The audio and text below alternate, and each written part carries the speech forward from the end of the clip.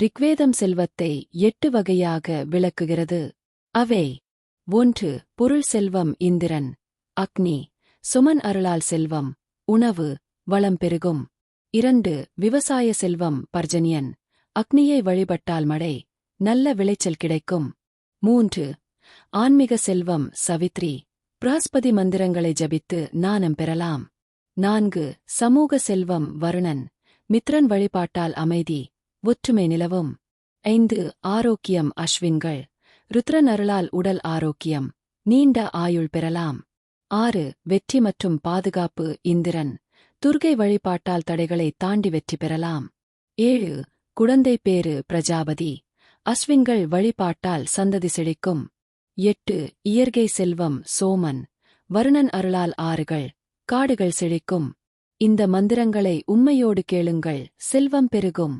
பயனுள்ளதாக இருந்தால் பகிருங்கள். சேனலை சப்ஸ்கிரைப் செய்ய மறந்திடாதீர்கள்.